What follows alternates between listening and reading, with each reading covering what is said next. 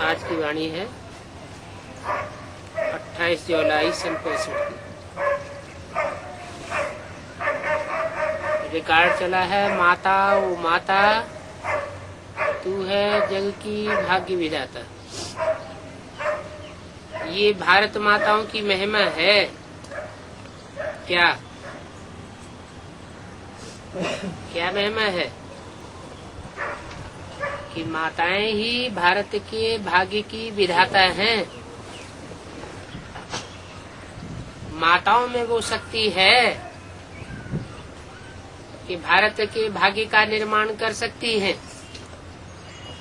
जैसे परमपिता परमात्मा शिव की महिमा है, वैसे माता की महिमा है। अब एक माता की महिमा तो चल नहीं सकती, एक परमपिता परमात्मा की महिमा तो चल सकती है, लेकिन एक माता की महिमा नहीं चल सकती।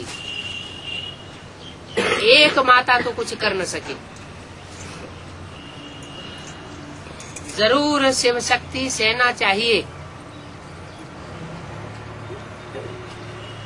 सेना बिगर काम कैसे चले? शिव बाबा तो एक है,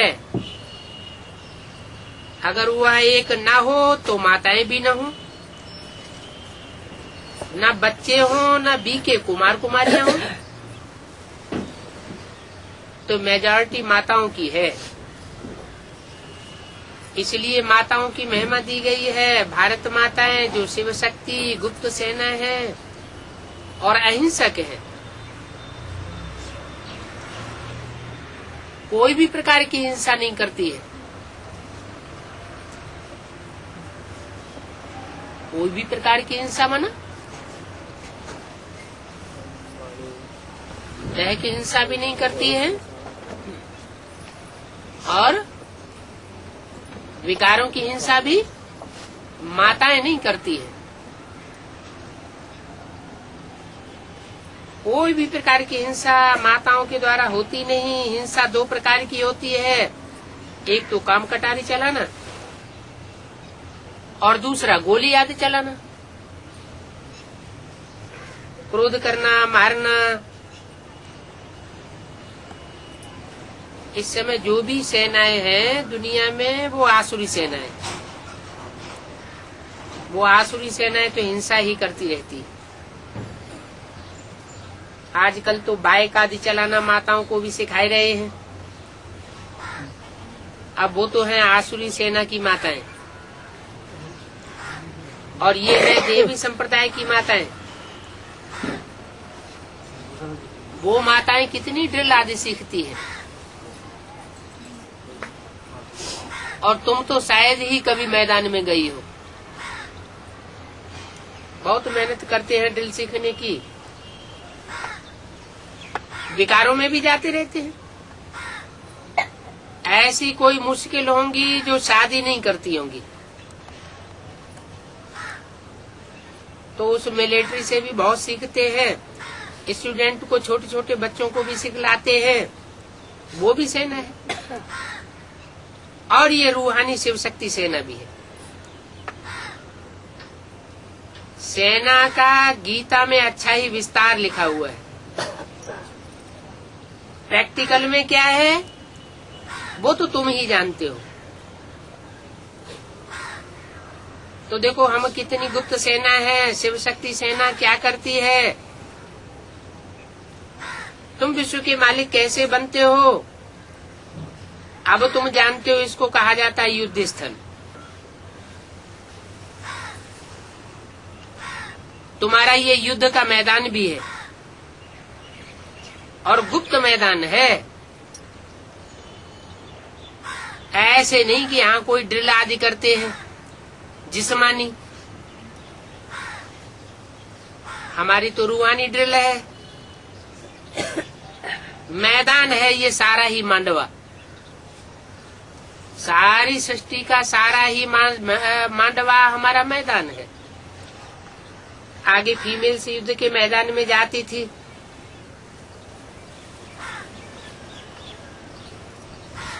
अभी भी जाती है।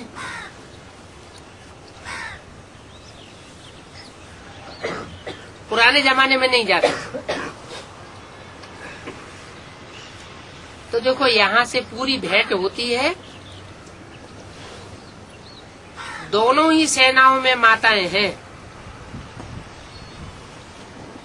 जिस्मानी सेना में भी माताएं हैं, रूहानी सेना भी में माताएं हैं। जिस्मानी सेना में मेजॉरिटी पुरुषों की है और यहाँ मेजॉरिटी माताओं की है? आज की क्लास में मेजॉरिटी माताओं की है कि भाइयों की है?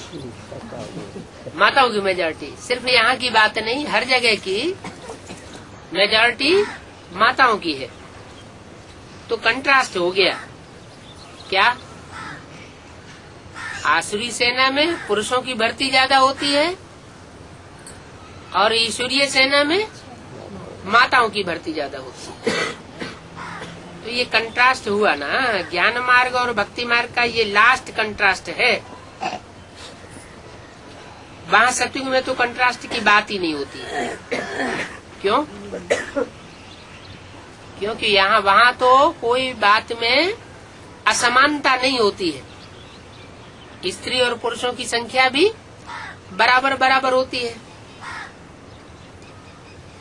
तो जब तक यहाँ बाप नहीं आए हैं तब तक कंट्रास्ट की बात नहीं रहती। बाप कंट्रास्ट बतलाते हैं। ब्राह्मण क्या करते हैं? ये कंट्रास्ट है हम ब्राह्मणों और शूद्रों का। दोनों ही यहाँ युद्ध के मैदान में। सतयुग की और कलयुग की बात नहीं है, यहाँ है संगम युग की बात। तुम पांडव संगम युगी हो और कौरव है कलयुगी।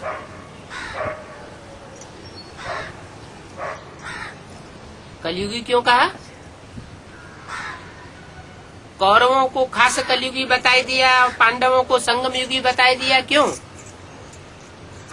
पांडवों को सतयुगी क्यों नहीं बताया? है? क्योंकि पांडवों को ले जाने वाला पंडा बाप आया हुआ है। कौरवों का तो नाम ही है कौरव। कौओं की तरह रव माना शोरगुल करने वाले हैं। कहीं ठिकाने लगने और लगाने वाले नहीं है। उनको ये पता ही नहीं है कि अभी ये जाने का समय है। अभी इस दुनिया में रुकने का टाइम नहीं है कि महलमाड़ियां अटारियां बना लो, दुनिया के सुख ले लो। अब वो टाइम नहीं रहा। कलयुग का टाइम बहुत लंबा दे दिया है। आहिस्ते आहिस्ते ये बात भी समझेंगे कि अभी कलयुग हजारों वर्ष का नहीं है। तुम्हारे द्वारा इन सब बातों को समझेंगे।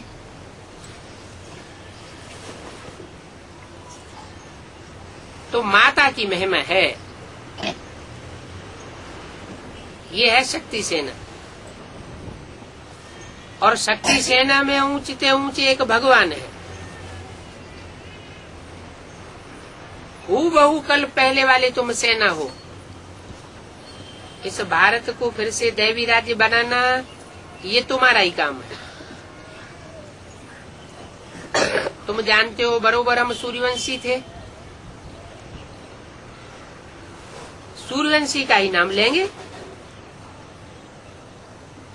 चंद्रवंशी का नाम, बौद्धी वंशी का, इस्लाम वंशी का नाम नहीं लेते हैं। क्योंकि नई सृष्टि की शुरुआत कहाँ से होगी? सूर्यवंश से होगी या दूसरे वंशों से होगी? वो तो सूर्यवंश से ही होगी। इसलिए गीता में क्या कहा हुआ है कि मैंने ये ज्ञान दिया तो सबसे पहले किसको दिया? सूर्य को दिया। तो जिसने सबसे पहले ज्ञान उठाया वो सूर्य से ही वंश की शुरुआत होती है। वो है जड़ सूर्य और ये है चैतन्य ज्ञान सूर्य। तो ये तो बुद्धि में है कि सूर्यवंशी के बाद चंद्रवंशी, वैश्यवंशी, शूद्रवंशी बनेंगे। परंतु महिमा सूर्यवंशियों की है। पहले पहले तो हम सूर्यवंशी ही बनेंगे। हम पुरुषार्थ ऐसा करते हैं जो पहले पहले हम सूर्यवंशी अर्थात स्वर्ग में आवे। सतयुग को स्वर्ग कहा जाता है।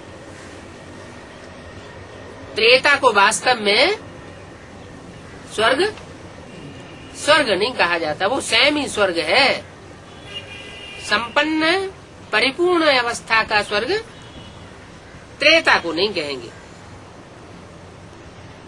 कहते भी हैं फलाना स्वर्ग पधारा, ऐसे तो नहीं कहते फलाना त्रेता में पधारा, राम के राज्य में गया। क्या कहते हैं? कोई भी मरेगा तो कहेंगे स्वर्ग पधारा। क्यों कहते हैं कि स्वर्ग पधारा है? इसलिए कहते हैं कि जो भी स्वर्ग में जाता है वो मरने के बाद जाता है। कहावत भी है, मरे बगैर स्वर्ग मिल न सके। तो वो तो स्थूल मरने को समझ लेते हैं। स्थूल मरने की बात नहीं है, वास्तव में वो बात है जीते जी मरने की। काम क्रोध लोभ मोह अहंकार इन 5 विकारों से अपने को दूर हटाना है, देह अभिमान को मारना है। जब ऐसी स्टेज हमारी बनती है तो हम अपने को स्वर्ग में अनुभव करते हैं। माने स्वर्ग में वो ही जा सकता है जो स्व की स्थिति में जाए। इसलिए शब्द का नाम ही ऐसा है। स्व माने आत्मा, ग माने गया। कहाँ गया? आत्म की स्थिति में गया। तो जहाँ जहाँ देह अभिमान है वहाँ वहाँ आत्म की स्थिति बन नहीं सकती। आत्म की स्थिति जैसे जैसे बनती जाएगी आत्मा सुखी होती जाएगी। प्रैक्टिकल ज्ञान है। अमृत वेले सवेरे को बैठ करके प्रैक्टिस करके देखो। जिस दिन अच्छी आत्मिक स्टेज बनेगी सारा दिन हल्कापन महसूस होगा। अगर सवेरे सवेरे देहभान की स्टेज रही या देर से उठे या नहीं उठ सके तो सारा दिन भारीपन महसूस होता है। तो असली बात क्या हुई? स्वर्ग और नरक की। स्वर्ग और नरक का असली फाउंडेशन किस बात पर हुआ? आत्मिक स्टेज। अमृत बेला भी, अमृत बेला जैसे दिन का सात्विक स्टेज का टाइम, ऐसे ही सृष्टि का सात्विक स्टेज का टाइम है सतयुग। वो सतो प्रधान युग है। ऐसे ही अमृत बेला है सारे दिन का सतो प्रधान टाइम। तो सतो प्रधान टाइम में जैसी स्टेज जिस आत्मा की रहती है उसके अनेक जन्मों का हिसाब किताब सुख का उतना ही ज्यादा बनता है। अभी अगर पुरुषार्थ कर लिया तो हमेशा के लिए पक्का हो जाता है, क्योंकि अभी का जो टाइम चल रहा है वो जैसे सृष्टि का अमृत बेला चल रहा है। ये चूक गए तो सब चूक गए। क्यों? क्योंकि सूर्य उदय होने वाला है। जिस सूर्य को परमात्मा सुप्रीम सोल ज्योति बिंदु आकर के पहले पहले ज्ञान का डोज देता है, वो ज्ञान सूर्य संसार में उदय होने वाला है। और ज्ञान सूर्य संसार में उदय होने से पहले का जो टाइम है वो अमृत बेला कहा जाता है। तो जो अमृत बेला का टाइम है वो तो चूकना नहीं चाहिए। तो नाम लेते हैं स्वर्ग में गया, माने आत्मिक स्थिति में गया। भारतवासी जानते हैं वैकुंठ में कृष्ण का राज्य था। गीता में फिर कृष्ण को द्वापर में ले गए हैं। क्यों है? भारतवासी जब ये जानते हैं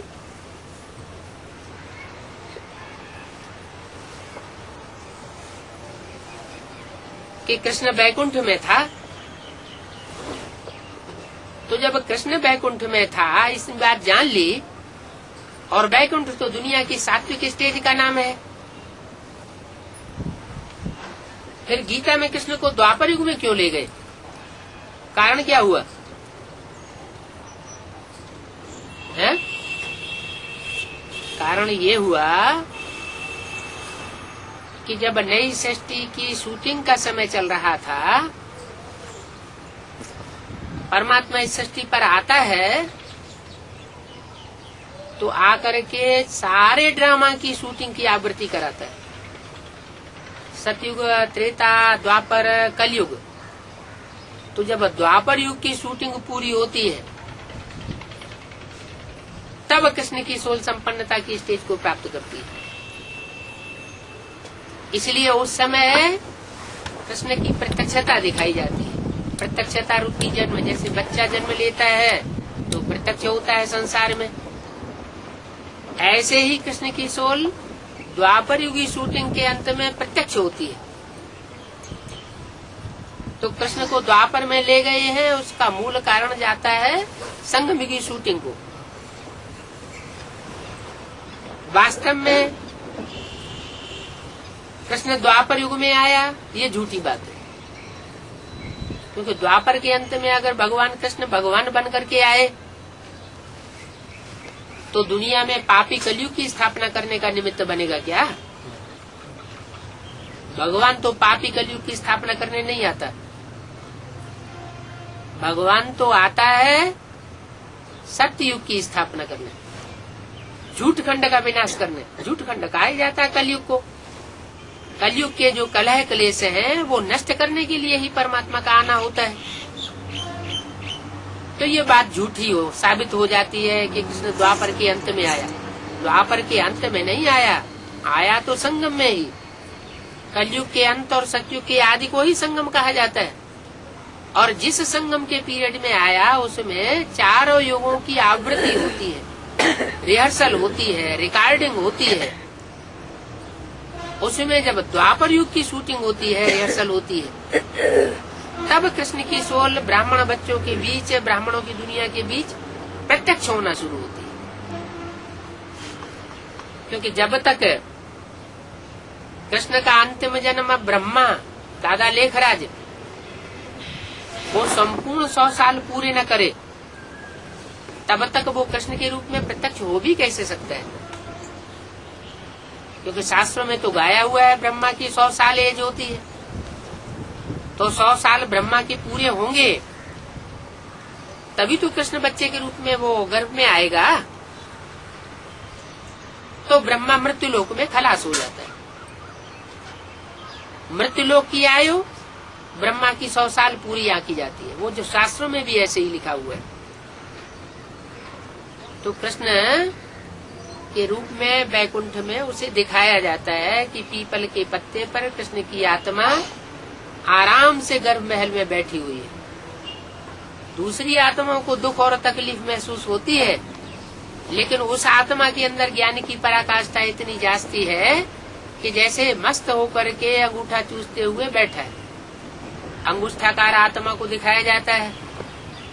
अंगूठे का मतलब हुआ कि आत्मा की स्थिति में स्थित होकर स्वचिंतन में बैठता है। तो जो स्वचिंतन में रहता है उसको परचिंतन आता नहीं है। परचिंतन आता नहीं है तो कोई प्रकार का दुख भी नहीं महसूस होता है। तो इसलिए जो चित्र दिखाया है गर्भ महल का पीपल के पत्ते पर जिसमें कृष्ण बैठा हुआ है, तो पीपल के पत्ते की नवैया दिखाई दी है। क्या मतलब हुआ कि जिस शरीर रूपी नवैया में वो प्रवेश करता है वो हल्की फुल्की नवैया है। कोई देह भान का भारीपन नहीं है। तो गीता में कृष्ण को द्वापर में ले गए हैं तो ये सब झूठ बात है। स्थूल द्वापर में कोई कृष्ण नहीं आता है। तुम समझाते हो इन बातों को तो बिगड़ पड़ते हैं, क्योंकि उनको सच्चे का पता ही नहीं है। क्या अगर उनको सही बात बताएं तो बिगड़ जाएंगे।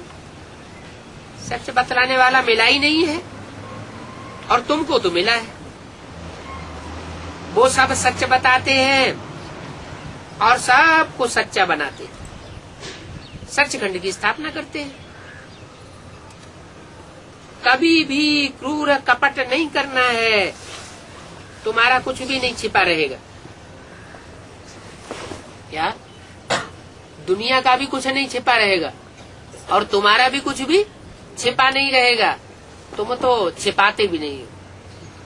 तुम तो अपना सारा पोता मिल बाप को दे देते हो, तो तुम्हारा छिपे रहने की बात है ही नहीं। जो जैसा कर्म करता है वैसा फल पाता है। बाप तो आकर के अच्छे से अच्छे कर्म सिखाते हैं। ईश्वर के पास कोई का भी कर्म छिपा नहीं रह सकता। कोई पोता मिल न भी दे तो भी ईश्वर के पास कोई का पाप कर्म किया हुआ छिपा हुआ नहीं रहेगा। कर्म भोग भी बहुत कड़ा होता है। बल तुम्हारा ये अंतिम जन्म है तो भी सजाएं तो खानी पड़ेंगी। अंतिम जन्म होते हुए भी ऐसे नहीं कोई सजाओं से छूट जाए, क्योंकि अनेक जन्मों का हिसाब किताब इस लास्ट जन्म में चुकतू होना है। बाबा ने समझाया, काशी करवट खाते हैं तो जब तक प्राण निकले, जब तक दूसरा जन्म लेवे, तब तक आत्मा को बहुत भोगनी पड़ती है। गर्भ महल में गर्भ जेल अनुभव होती है। त्राहि त्राहि करती रहती है आत्मा, बहुत कष्ट सहन करना पड़ता है। एक तो कर्म भोग, बीमारी,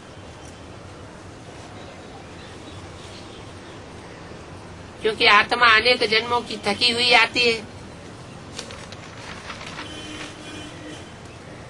फिर विकर्मों की सजा, उस समय कुछ बोल भी नहीं सकते। अंदर ही अंदर गर्भ में आत्मा को पड़ती रहती है, अंदर ही अंदर त्राहि त्राहि करते रहते हैं।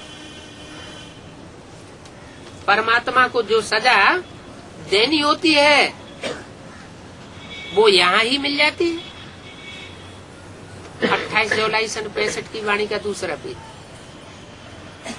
सतयुग में तो कोई से पाप होता नहीं है, और वहाँ कोई मजिस्ट्रेट आदि भी नहीं होते हैं, कोई कोर्ट कचहरी जज आदि नहीं होते हैं, न गर्भ जेल की सजा होती है। वहाँ गर्भ जेल नहीं कही जाती। गर्भ में आत्मा कोई प्रकार का दुख नहीं भोगती। वहाँ तो गर्भ महल है, आराम से आत्मा रहती है। दिखाते हैं पीपल के पत्ते पर कृष्ण अंगूठा चूसता हुआ आया। वो तो हुई सतयुग की शुरुआत की बात। जो स्वर्णिम संगम युग की शुरुआत होती है वो संकल्पों की दुनिया से शुरू होती है। तो संकल्पों की दुनिया में पावर ज्यादा होती है।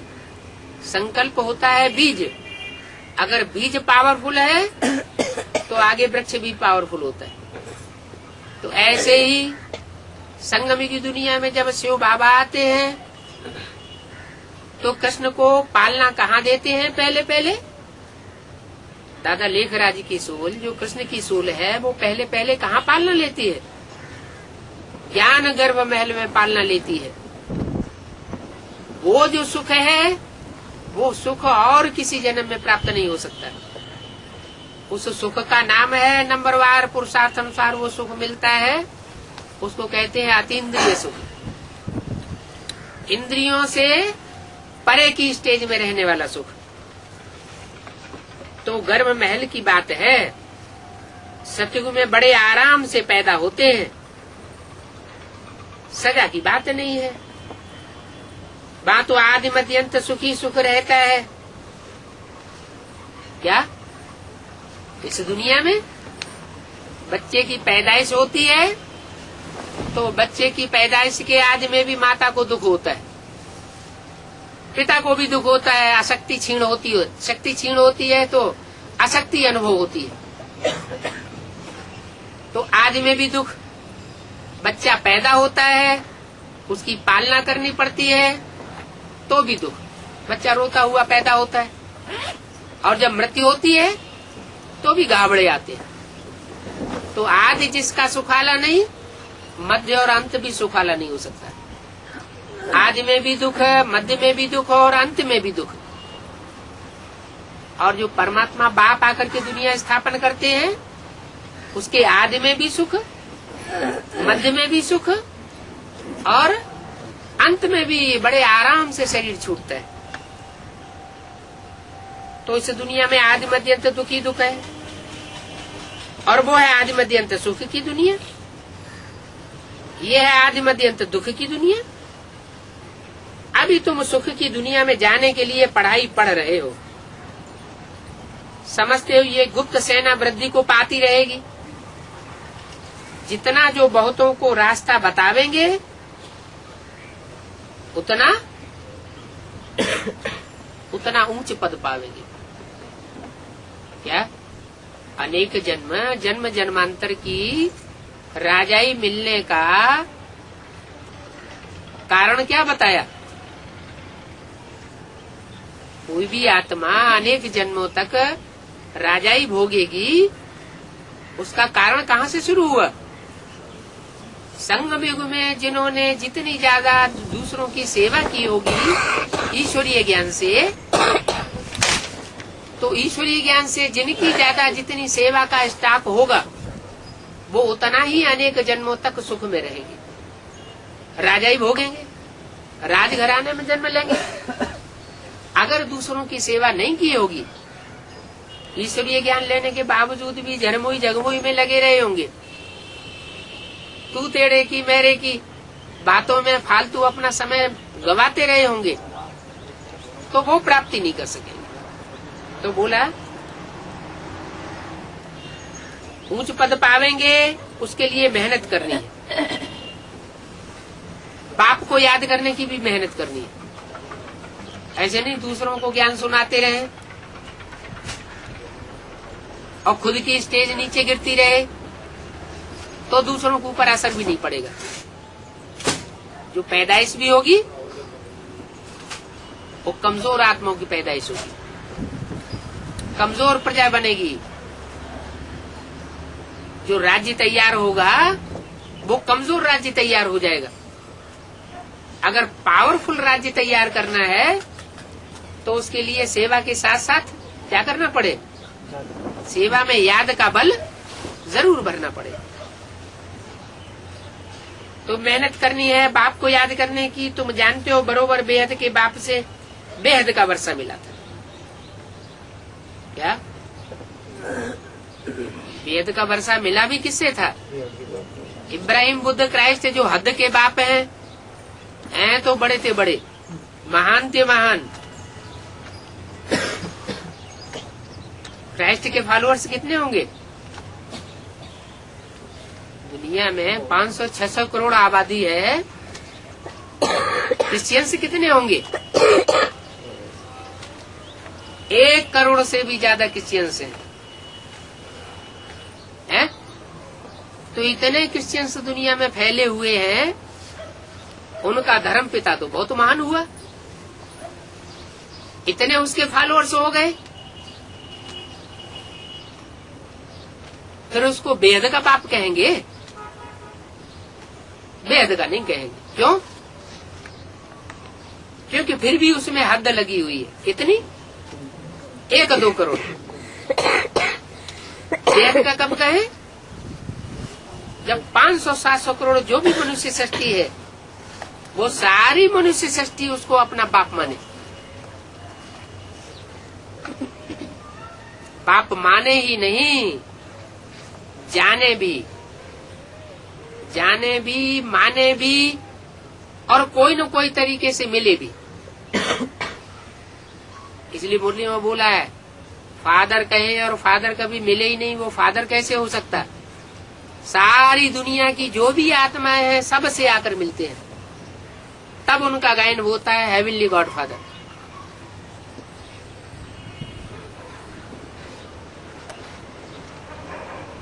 इसलिए सब बाप को याद करते हैं, लौकिक बाप और पारलौकिक बाप, दोनों बाप को याद करते हैं। सतयुग में सिर्फ लौकिक बाप को याद करते हैं। क्यों? सतयुग में लौकिक बाप को क्यों याद करते हैं सिर्फ? क्योंकि वहाँ पारलौकिक बाप की याद रहती नहीं, भूल जाते हैं। पारलौकिक बाप को याद करने की वहाँ दरकार नहीं रहती, क्योंकि वहाँ तो सुख ही सुख है। पर ज्ञान भी भारतवासियों के लिए है। दूसरे देश के जो वासी हैं उनकी तो भाषा ही बदल जाती है। जिनकी भाषा बदल जाती है वो बाप के ज्ञान को पूरा नहीं उठा पाते। क्यों? क्योंकि बाप से डायरेक्ट जो सीखते हैं वो गहराई तक बात को समझते हैं, और जो डायरेक्ट जिनका कनेक्शन नहीं हो पाता है भाषा प्रॉब्लम के कारण, वो उतनी गहराई तक पहचान नहीं पाते। तो ये ज्ञान सारा भारतवासियों के लिए है और धर्म वालों के लिए नहीं है। परंतु जो और धर्म में कन्वर्ट हो गए हैं वो निकलते आवेंगे। है तो भारतवासियों के लिए। फिर भी जो भारतवासी थे सत्य को त्रेता में, और फिर द्वापर युग से दूसरे दूसरे धर्मों में कन्वर्ट हो गए, वही कन्वर्ट हुई आत्माएं अभी फिर ब्रह्मा कुमारी ईश्वरी विश्वविद्यालय में आ गई। तो जो कन्वर्ट हुई आत्माएं हैं और ज्यादा जन्मों तक जो कन्वर्ट होकर के रही होंगी, वो ज्ञान के मर्म को उतना पूरा नहीं समझ पाती है। कितना? जितना जो अनेक जन्मों तक देवी देवता सनातन धर्म में रहने वाली आत्माएं समझेंगी, उतने दूसरे धर्म में दूसरे देश में कन्वर्ट होने वाली आत्माएं नहीं समझ पाएंगी। तो बोला और धर्म वालों के लिए ज्ञान नहीं है, परंतु जो कन्वर्ट हो जाते हैं वो निकलते आते हैं और आगे चलकर निकलते आवेंगे। वो आकर के योग भी सीखेंगे। किससे? हैं? क्योंकि योग सिखाने वाला तो एक ही परमपिता परमात्मा है। एक बाप के सिवाय योग, राजयोग और कोई सिखा ही नहीं सकता। तो सभी आकर के राजयोग सीखेंगे। जो भी कन्वर्ट हो गए हैं वो निकलते चले आवेंगे। योग पर समझाने के लिए निमंत्रण मिलता है, तो तैयारी करनी चाहिए। वहाँ क्या समझावे? समझाना है क्या तुम भारत का प्राचीन राजयोग को भूल गए हो? भगवान कहते हैं मन मना भव। राजयोग क्या है? ये कोई शारीरिक हठयोग नहीं है, ये कोई श्वास प्रश्वास का प्राणायाम योग नहीं है। ये क्या योग है? इसका नाम है राजयोग। इसमें ये राज भरा हुआ है कि मन को एकाग्र कैसे किया जाए। अगर मन को एकाग्र करने की प्रक्रिया सीख ली तो मन जीते जगत जीत कहा जाता है। मन के साधे सब सद है। मन 11वीं इंद्री कही जाती है और अति सूक्ष्म है। जो जितना सूक्ष्म होता है उसमें उतनी ही ज्यादा ताकत होती है। तो इस मन को कंट्रोल कर लिया, माना सब कुछ कंट्रोल हो गया। हर आत्मा के अंदर ये मन की मनन चिंतन मंथन शक्ति होती है।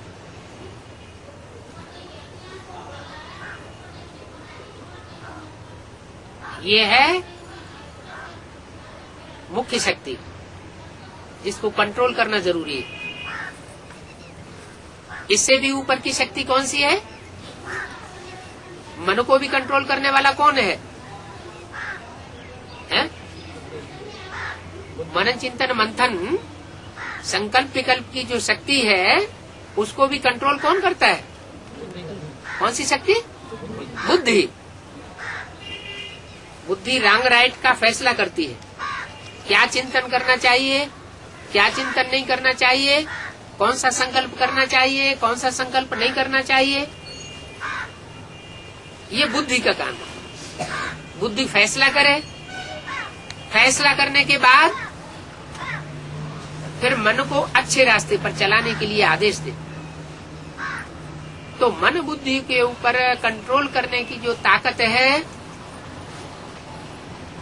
वो संस्कार शक्ति कही जाती है। संस्कार होते हैं पूर्व जन्मों से कनेक्टेड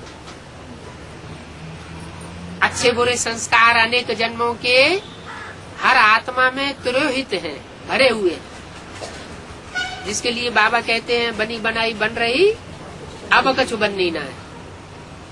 माने हर आत्मा अपने पूर्व जन्मों से अपना जन्म सिद्ध अधिकार लेकर के आई हुई है। अभी से रील में जो रील घूम रही है, उस शूटिंग की रील में अपना अपना अधिकार नूद होता चला जा रहा है। जैसे जैसे पूर्व जन्म के जिसके संस्कार हैं, उन संस्कारों के आधार पर हर आत्मा वही रास्ता अपना लेती है। बुरे कर्म किए होंगे तो भले परमात्मा का कितना भी ऊंचे से ऊंचा ज्ञान उठाए रहा हो, उस ज्ञान को भी वो तोड़ मड़ोड़ करके उल्टा कर देगा। ऐसी है संस्कार शक्ति।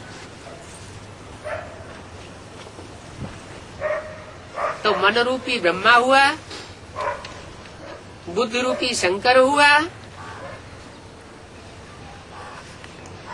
और विष्णु रूपी संस्कार शक्ति हुई। लेकिन संस्कारों को भी परिवर्तन किया जा सकता है या नहीं किया जा सकता है? संस्कारों को भी परिवर्तन किया जा सकता है। तो कौन परिवर्तन करेगा? मन परिवर्तन करेगा या संस्कार अपने संस्कारों को स्वतः ही परिवर्तन करेंगे या बुद्धि परिवर्तन करेगी? ऊपर किसको रखा जाए? मन को ऊपर रखा जाए, ब्रह्मा जी को ऊपर रखा जाए, संस्कार शक्ति वैष्णव देवी को ऊपर रखा जाए, या बुद्धि रूपी तीसरे नेत्र को ऊपर रखा जाए? बुद्धि को हमेशा आगे रखना पड़ता है, क्योंकि बुद्धिमानों की बुद्धि कौन गाया हुआ है? बुद्धिमानों की बुद्धि शिव बाबा गाया हुआ है। शंकर बुद्धिमानों की बुद्धि नहीं है। कौन है? शिव बाबा। अगर शंकर स्वयं ही बुद्धिमानों की बुद्धि होता तो वो किसकी याद में बैठा है? वो भी तो किसी की याद में बैठा है ना। जिसकी याद में बैठा है जरूर इससे साबित होता है वो उससे भी ज्यादा ऊंचा है। इसलिए बाबा कहते हैं ये शंकर क्या करता है? कुछ भी नहीं। क्या ये शंकर कुछ नहीं करता, ऐसे ही टाल मटोला बैठा रहता है।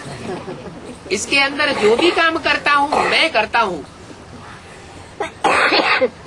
अगर एकाग्रता की स्थिति में भी बैठता हूँ, बिठाता हूँ, तो मैं बिठाता हूँ। ये अपने आप नहीं बैठता। शंकर कुछ नहीं करता, क्योंकि जो भी करने का काम है वो तो कर्मेंद्रियों से होता है। और कर्मेंद्रियों की हलन चलन करते हुए चित्रों में शंकर को दिखाया नहीं जाता। उसको ध्यान मग्न अवस्था में बैठे हुए दिखाया जाता है। ये कोई कर्म करना नहीं हुआ, कर्मेंद्रियों की हलन चलन का कोई कार्य नहीं हुआ।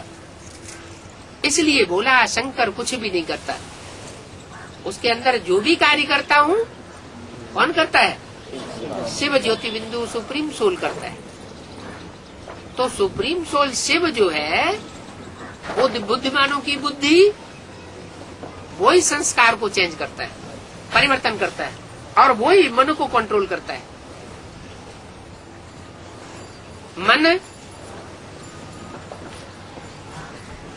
अनेक जन्मों के संस्कारों के वशीभूत होकर के कभी नीचे ले जाता है आत्मा की स्थिति को, और कभी ऊंची स्टेज में ले जाता है। अप एंड डाउन में आता रहता है। अभी वो मन की शक्ति जो है उसको एकाग्रता के आधार पर कंट्रोल करने की बात है। तो भगवान कहते हैं मन मना भव, मन को मेरे में लगा दो, मन को मेरे में तिरोहित कर दे। भगवान कहते हैं। किसके द्वारा कहते हैं? भगवान शिव सुप्रीम ज्योति बिंदु किसके द्वारा कहते हैं? शंकर के द्वारा कहते हैं कि मन को, मन की जो शक्ति है उसको मेरे में तिरोहित कर दे। मन तेरे मन के अंदर जो भी संकल्प विकल्प चलते हैं, उन संकल्पों विकल्पों की गति को, सरणी को मेरे अंदर समा दे। माना तेरे अंदर कोई भी ऐसा संकल्प न चले जो मेरे संकल्पों के बरखिलाफ हो। सब प्रकार के संकल्प जो हैं वो मेरे अंदर समा दे। जब संकल्प मात्र भी तेरे मेरे संकल्पों के अनुकूल बन जाएंगे, इतनी ज्ञान की पराकाष्ठा तेरे अंदर आ जाएगी, तो बीज सुधर जाएगा, तो सारा वृक्ष सुधर जाएगा। संकल्प बीज है,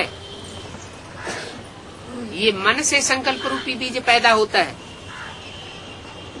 मन के संकल्पों को ज्ञान के आधार पर सात्विक बनाना है, और सात्विक बनाते बनाते बनाते एक अंत में ऐसी स्टेज आती है जहाँ शून्य रह जाता है। वो है पराकाष्ठा, सात्विक स्टेज की, जहाँ से सत्युग की शुरुआत होती है। मन जब निसंकल्प हो जाएगा तो निराकारी हो जाएगा। निराकारी फिर निर्विकारी जरूर बनता है। निराकारी, निर्विकारी और निरहंकारी कहा जाता है। उसमें देहभान का नाम निशान नहीं रहेगा। इसलिए बोला कि सत्युग की स्थापना के लिए मन मना भव। तू अपने मन के संकल्पों को मेरे मन के अंदर समा दे, तो जरूर वहां जाना पड़े। कहाँ? जब मन के संकल्पों को एक सुप्रीम सोल बाप के संकल्पों में हम तिरोहित कर देंगे, तो कहाँ जाना पड़े? है निराकारी निर्विकारी दुनिया में जाना पड़े।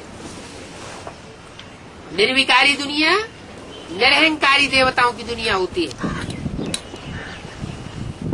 हम आत्मा है, आत्मा को याद करना है, एक परमात्मा को। अगर दूसरे को याद किया तो संकल्पों में विरोधाभास पैदा होगा, क्योंकि एक व्यक्ति के संकल्प कभी भी नहीं मिल सकते दूसरे व्यक्ति से। हम सब मिलकर के एक ही पुरुषार्थ करें कि हमें एक बाप के समान संकल्पों में रमण करने वाला बनना है, तब ही निस्तार हो सकता है। तो आत्मा को याद करना है, एक परमात्मा को। निराकार परमात्मा ही कहते हैं। क्या कहा? कौन कहते हैं? है? निराकार परमात्मा माने बिंदी। बिंदी कह सकती है कुछ है? फिर क्यों कहा निराकार परमात्मा कहते हैं? है? निराकार परमात्मा का मतलब निराकारी स्टेज वाला है। वो निराकार परमात्मा जरूर कोई साकार तन में प्रवेश करता है, और प्रवेश करके निराकारी, निरहंकारी, निर्विकारी वाचा बोलता है। उस स्टेज में स्थिर होकर के बोलता है, कहता है। निराकार बच्चों को कहते हैं कि मुझे याद करो तो मेरे पास आ जाएंगे। अरे वो निराकार परमात्मा हम बच्चों के पास आया हुआ है कि हम बच्चे उसके पास पहुंच जाएंगे? क्यों? अभी वो परमात्मा हमारे पास आया हुआ है या हम उसके पास पहुंच जाएंगे? हैं? परमात्मा हमारे पास आया हुआ है, फिर ये क्यों कहते हैं कि तुम हमारे पास आ जाएंगे? हैं? कह देंगे तो काम ही सारा हो जाएगा। नहीं, मैं जो आया हुआ हूँ, मैं लास्ट मूर्ति में एकदम नहीं प्रत्यक्ष हो जाता हूँ संसार के सामने। मेरी सुप्रीम सोल बाप की 3 शक्तियां हैं ना, जैसे हम आत्माओं की 3 शक्तियां हैं, मन बुद्धि संस्कार। ऐसे उसकी भी तो 3 शक्तियां हैं। कौन कौन सी 3 शक्तियां? मन रूपी ब्रह्मा और बुद्ध रूपी शंकर और संस्कार रूपी वैष्णवी देवी शक्ति। वैष्णवी शक्ति, वैष्णवी शक्ति माना माताएं। क्या? जो विष्णु का रूप है वो माता का रूप है। शास्त्रों में भी शंकर को जगत पिता के रूप में मानते हैं। और विष्णु जब जब शंकर के ऊपर भीड़ पड़ी तो विष्णु ने क्या किया? कोई न कोई स्त्री चोला धारण करके और उनकी सुरक्षा कर दी। तो बाप कहते हैं मुझे तीनों ही मूर्तियां चाहिए जरूर, लेकिन ब्रह्मा की मूर्ति के द्वारा मैं संसार में प्रत्यक्ष नहीं होता। विष्णु की मूर्ति इस पाप की दुनिया में प्रत्यक्ष होने का सवाल ही नहीं। तो अंतिम जो मूर्ति है वो है शंकर की मूर्ति। शंकर की मूर्ति के द्वारा मैं संसार में जब प्रत्यक्ष होता हूँ तो लास्ट स्वरूप है छुपा रुस्तम बाद में खुले। तो बोला मुझे याद करो तो मेरे पास आ जाएंगे, नहीं तो ब्रह्मा के पास तक और विष्णु के पास तक रहेंगे। मुझे याद करोगे तो मेरे पास आ जाओगे। मेरे पास आ जाने का मतलब क्या हुआ? जो मेरे अंदर संकल्प विकल्प की श्रेणी है वही तुम्हारे अंदर आ जाती। पास आ जाने का मतलब ये नहीं हुआ कि कंधे पे आकर बैठ जाना, वो कोई पास आ जाना हुआ। पास आने का मतलब है संस्कार, जो मन बुद्धि में जो संस्कार समाये हुए हैं वो मेरे समान संस्कार हो जाएंगे। माने जैसे मैं निराकारी निर्विकारी निरहंकारी हूँ, वैसे तुम आत्माएं भी निर्विकारी निरहंकारी बन जाएंगी। तुम आत्मा इन कानों से सुनती हो, मैं तुम्हारे शरीर से बात करता हूँ, तुम्हारी आत्मा इन आर्गन से सुनती है और मैं इन आर्गन्स के आधार पर तुमको सुनाता हूँ। तुम मुझे याद करो तो विकर्म विनाश होंगे। तो मैं तुम सबका बाप हूँ। मेरी महिमा तो गाते हो ना। सर्वशक्तिवान ज्ञान का सागर, ये भी अच्छी युक्ति है शिव परमात्मा की महिमा के लिए। तो बताओ महिमा, अब जज करो गीता का भगवान कौन है। तुम्हारी सबसे जबरदस्त टॉपिक ये है कि गीता का भगवान दादा लेखराज कृष्ण के साकार स्वरूप या निराकारी स्टेज वाला स्वरूप। निराकारी स्टेज वाला स्वरूप कौन सा हुआ? शिव शंकर भोलेनाथ, वही निराकारी स्टेज वाला स्वरूप है, वही गीता का भगवान है। साकार स्टेज में रहने वाला न खुद का कल्याण कर सकता है और न दूसरों का कल्याण कर सकता है।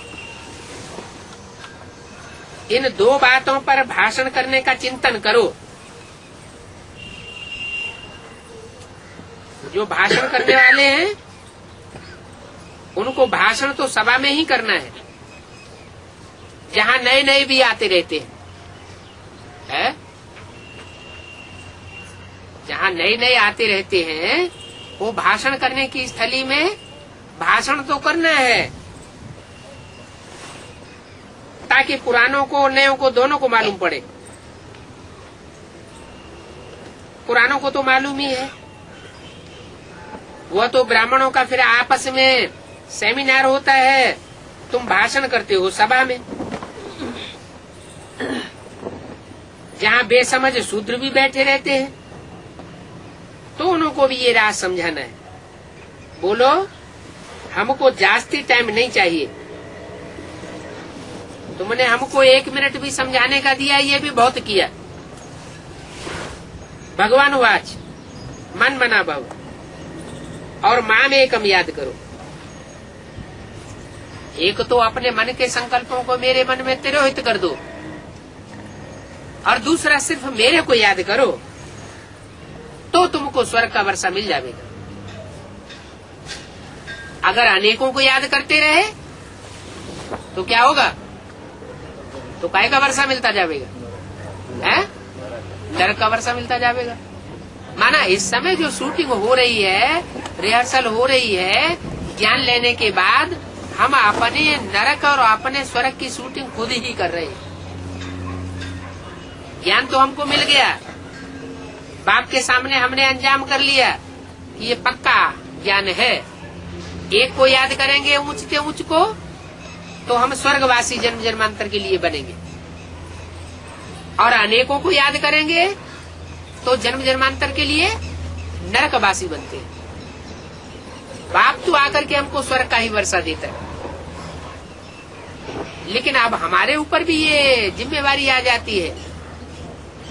अगर हम कोई भी परिस्थितियों में मुकाबला न करके, युद्ध न करके, और जैसी दुनिया की धारा बह रही है संकल्पों की, उस संकल्पों की धारा में अपने को बहा देते हैं, कोई भी पुरुषार्थ नहीं करते सुधरने और दूसरों को सुधारने का, तो जैसे कि हम वैश्यालय में गिरते, नरक में गिरते, हमारी नरक की शूटिंग होती जाती है। ऐसे नहीं कि कलयुग के अंत में जो जन्म होता है उसमें नरक ही नरक होता है, कोई सुखी नहीं होता। इस अंतिम जन्म में भी तो बहुत से परिवार ऐसे देखे जाते हैं जो अपने को बहुत सुख में महसूस करते हैं, और दूसरे भी देखने वाले महसूस करते हैं कि इनके अंदर तो जैसे विकार है ही नहीं। ये परिवार तो जैसे निर्विकारी परिवार है, निरहंकारी परिवार है। तो अंतिम जन्म की शूटिंग में भी वो उनके अंदर ऐसा ज्ञान बैठ गया कि उन्होंने वो धारणा प्राप्त कर ली। तो इस तरह की कोई और भी आत्माएं होंगी जो 82-83 जन्म का भी स्वर्ग कमाती है, तो जरूर वो हीरो पार्टधारी आत्माएं होंगी, सूर्यवंशी तबक्के की आत्माएं होंगी, दूसरे धर्मों में कन्वर्ट होने वाली आत्माएं नहीं होंगी। उनके अनेक जन्मों के संस्कार ऐसे रहे होंगे कि उन्होंने एक पाप दूसरा न कोई ये स्टेज को अपनाया होगा, माँ में कम याद किया होगा, मन मना भव की ऐसी स्थिति को प्राप्त किया होगा। तो कोई दूसरी आत्माएं कर सकती है तो हम नहीं कर सकते क्या? जरूर कर सकते हैं, लेकिन उन बातों पर विचार नहीं करते। भगवान की बातों को एक कान से सुनते हैं, दूसरे कान से निकाल देते हैं, तो अनेक जन्मों का दुख कमाने के निमित्त बन पड़ते। अभी बाप कहते हैं माँ में कभी याद करो, भगवान तो निराकार है, उसने इस ब्रह्मात्म द्वारा बच्चों को कहा है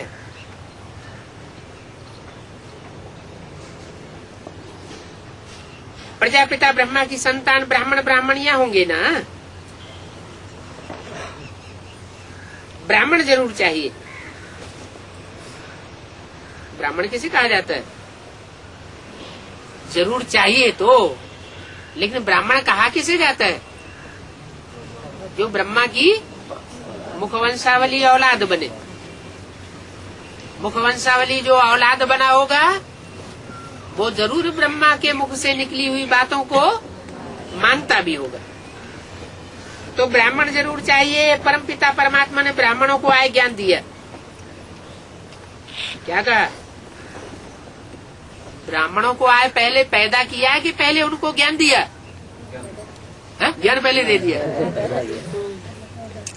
परमात्मा बाप आता है तो पहले ब्रह्मा द्वारा ब्राह्मणों की रचना करता है, ब्राह्मणों को जन्म देता है, या पहले उनको शिक्षा देता है? पहले जन्म देता है। तो अभी तक क्या काम हुआ? अभी तक सिर्फ दादा लेकर आज ब्रह्मा के द्वारा जो भी कार्य चल रहा है उसमें जन्म हुआ है।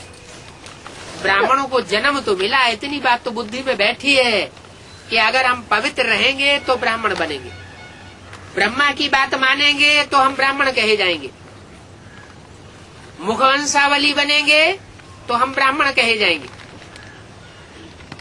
और ब्रह्मा की गोद को ही याद करते रहेंगे तो ब्राह्मण तो कहे जाएंगे, लेकिन कुखवंशावली ब्राह्मण कहे जाएंगे। जो ब्राह्मण है वो देवता बनेंगे, जो कुखवंशावली ब्राह्मण बने होंगे वो देवताई सूर्यवंशी लिस्ट में नहीं आवेंगे, उनके पूरे 84 जन्म नहीं होंगे। तो परमपिता परमात्मा ने ब्राह्मणों को आकर के ज्ञान दिया है, आय ज्ञान दिया है। माना ऐसे नहीं है कि दादा लेकर आज ब्रह्मा के तन में आकर के ब्राह्मणों को जन्म दिया और शरीर छोड़ करके चला गया, उसके बाद काम खत्म हो गया। सिर्फ जन्म देने से काम खत्म नहीं हो जाता। लौकिक दुनिया में भी कोई माँ बाप होते हैं, बच्चों को जन्म दे देते हैं, उनकी परवरिश नहीं कर पाते, तो कहेंगे कि पूरा माँ बाप का काम हो गया। नहीं, जन्म देने के साथ साथ बच्चों की परवरिश भी करनी है, बच्चों को वर्षा भी देना है, ये भी बाप का काम है, ठिकाने से लगाना। वो तो पारलौकिक बाप है। जो श्रेष्ठ मनुष्य होते हैं उनकी श्रेष्ठता इसी बात में गाई जाती है कि या तो वो कोई काम शुरू नहीं करते हैं, और शुरू करते हैं तो उसको अंतिम चरम सीमा पर उस कार्य को पहुंचाते हैं, बीच में काम को छोड़ते नहीं है।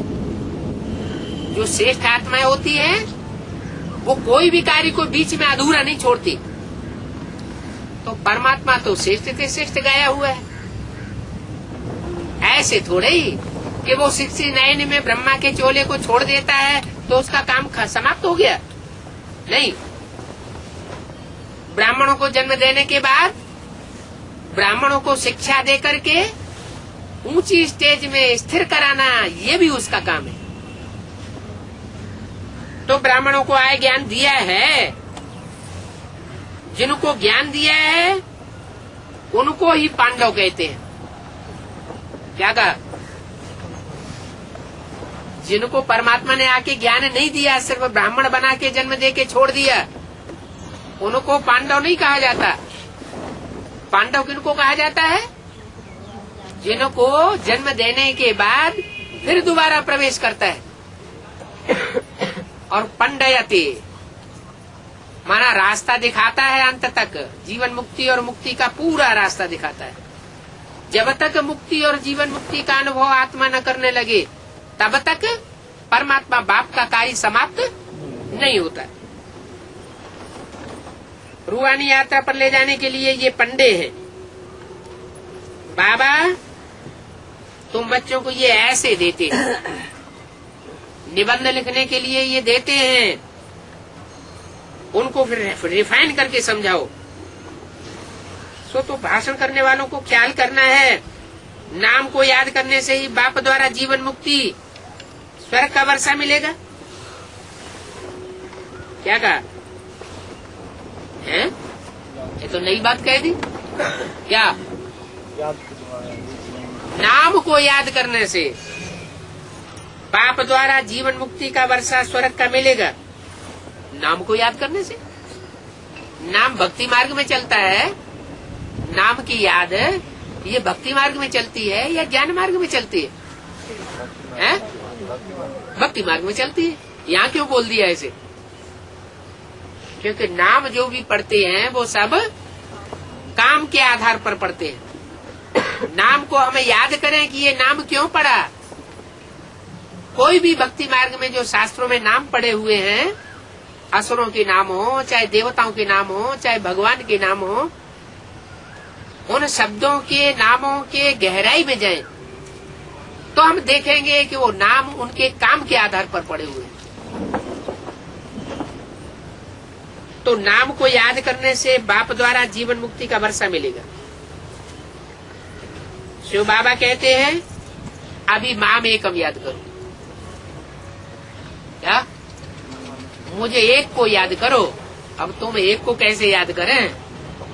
तुमने नाम तो धरा लिया त्रिमूर्ति शिव, 3 मूर्ति शिव है तो 3 मूर्तियां हो गई, तो एक मूर्ति को कैसे याद करें? है? और वो भी मूर्तियां जो हैं वो तीनों वतन में एक के ऊपर एक रख दी है। तो ऊंचते ऊंच को याद करें या नीचते नीच को याद करें? ऊंचते ऊंच को याद करें ना। इसका मतलब जो ऊंचते ऊंच मूर्ति है उस मूर्ति में तीनों मूर्तियां समाई हुई होनी चाहिए। कौन कौन सी तीनों मूर्तियां? ब्रह्मा भी होना चाहिए चंद्रमा के रूप में, और वैष्णो देवी भी होनी चाहिए। वो कैसे? ब्रह्मा सो विष्णु, और तीसरी मूर्ति तो है ही। तो तीनों मूर्तियां एक ही मूर्ति में समाई हुई हैं। इसलिए कहते हैं त्रिमूर्ति शिव वो एक रूप हो गया। माम एकम याद करो। उस ऊंचते ऊंच को याद करेंगे तो जरूर जन्म जन्मांतर के लिए ऊंचे से ऊंचा वर्षा हमारा बन जाएगा। ओम शांति।